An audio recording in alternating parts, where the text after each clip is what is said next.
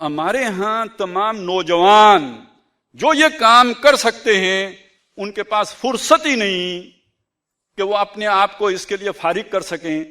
جب فرصت نہیں تو فرصت کس کے پاس ہے؟ وہ 60 سالہ نوکر چاکر.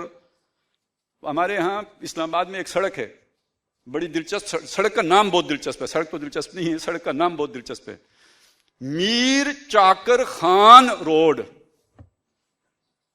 کیا؟ میر بھی امیر سردار، خان بھی بہت بڑی بلا ہوتی ہے. بیچ میں کیا لگا ہوا ہے؟ بیچ میں چاکر لگا ہوا ہے، میر چاکر خان روڈ. لو بھائی، تو گویا بندہ 60 سال تک پورا چاکر خان بن چکا ہوتا ہے، یعنی اس کا تزکیہ ہو چکا ہوتا ہے. باس از آلویز رائٹ کا فلسفہ اس کے دل تو دل گٹوں تک اتر چکا ہوتا ہے.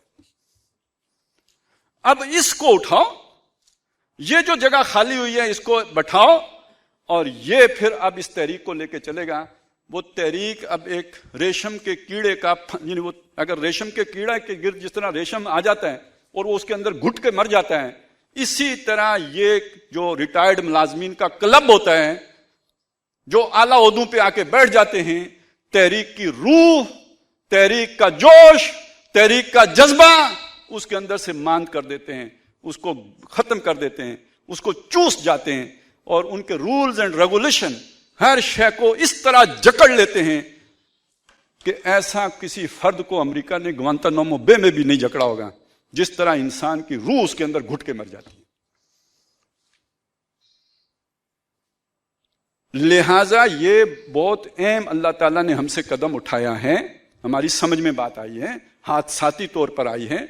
اور بالکل جس طرح کسی سکھ نے کسی کو جو ہے وہ بچا لیا تھا سمندر میں ڈوبنے سے، اور لوگوں نے بہت شاباش دی تھی اسے، تو اس نے کہا تھا یہ تو خیر ہے جو بھی ہو گیا، مجھے دھکا کس نے دیا؟ تو کچھ لوگوں کے ساتھ یوں ہی ہوتا ہے، کچھ لوگ بڑے سیانے ہوتے ہیں، دانشور ہوتے ہیں، وہ سوچ سوچ کے سیکھ جاتے ہیں، اور کچھ لوگ ایسے ہوتے ہیں کہ ہمارے ہاں ایک نالا ہے، پہاڑی نالا ہے، اس کا نام ہم لوگوں نے کنیر رکھا ہوا، کنیر کس کہتے ہیں ہم اسے. تو بات مشہور یہ ہے کہ کنیر میں جو ایک بڑا سافٹ سا پتھر تھا، اس سے کسی نے پوچھا کہ تم اتنے جو ہے نا وہ سموتھ کیوں ہو، اتنے تمہارے اوپر نہ کوئی کھردرا پن ہے، بڑے سموتھ ہو تم. تو اس نے کہا ٹھوکریں کھا کھا کے، پانی بہا کے لایا، کوئی ادھر جا کے لگا، کبھی ادھر جا کے لگا. تو یہ انداز ہے حضرت موسیٰ علیہ السلام کے ساتھ اللہ کا، کہ وہ سارے چکروں سے گزر کے جب آخر میں وہ آگ والی جگہ پہ پہنچے تو اللہ تعالیٰ نے فرمایا کہ اے موسیٰ لقد جئناک علی قدر یا موسیٰ. تو یہ جو قافلہ چلا تھا نا، تحریک اسلامی کا قافلہ، تحریک اسلامی کا قافلہ، تو یہ چلتے چلتے اب یہاں پہ پہنچا. ایک بات ہم سے ہو گئی ہے، اللہ تعالیٰ اس میں برکت پیدا فرمائے، یہ بہت عظیم بات بن جائے گی. اب یہاں میں چاہتا ہوں کہ اس کا تقاضا سمجھ لیں، اس کا تقاضا بہت اہم ہے. ہم نے کہا جی ہم ڈھیلا ڈھالا نظم بنائیں گے، اس کا یہ مقصد ہے. اس کا مقصد یہ نہیں ہے کہ لوگ ڈھیلے چارپائی کر کے لیٹ جائیں، اس کا مقصد یہ ہے کہ لوگ زیادہ کام کریں. اس کا مقصد یہ ہے کہ لوگ نظم کی جکڑ بندیوں سے آزاد ہو کے دیوانہ وار اور مجنونہ وار کام کریں، اور یہ دین کی اسپرٹ کے مطابق ہے. میں چند چیزیں آپ کے سامنے رکھتا ہوں. دیکھیے، امر بالمعروف نہی عن المنکر دین کا تقاضا ہے یا نہیں ہے نا؟ امت مسلمہ اور ہر فرد من رأى منکم منکرا فلیغیرہ بیدہ فإن لم یستطع فبلسانہ فإن لم یستطع فبقلبہ وذلک اضعف الایمان. اور دوسری روایت میں ولیس وراء ذلک من الایمان حبۃ خردل. فرد سے مخاطب ہے نا، یہ امت کی بات تو نہیں ہو رہی.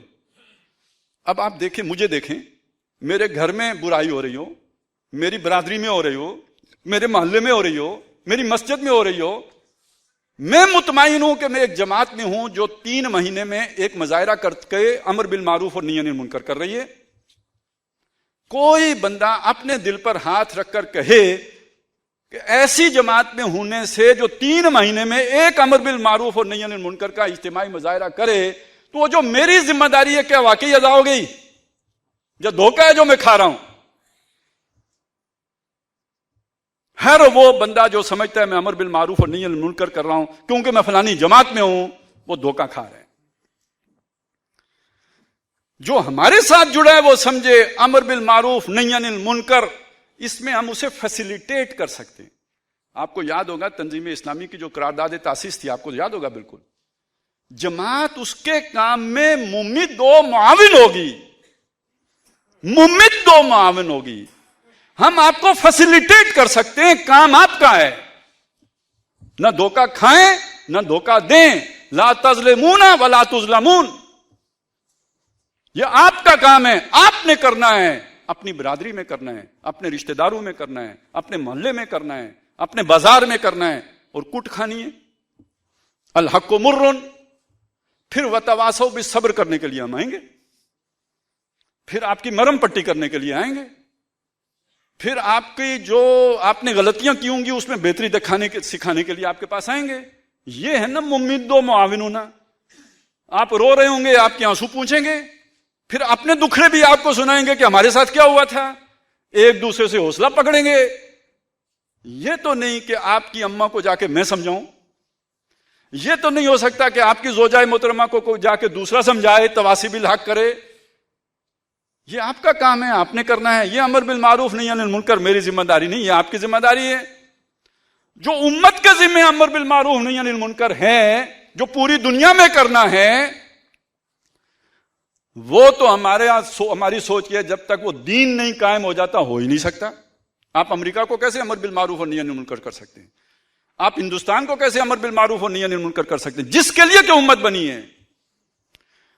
تو گویا اس وقت جو امر بالمعروف اور نہی عن المنکر ہو سکتا ہے وہ انفرادی ہے اور کسی نظم کے تحت نہیں ہوگا. وہ آپ نے اپنے اللہ کے ساتھ جو آپ کا تعلق ہے اس کی بنیاد پر ہوگا.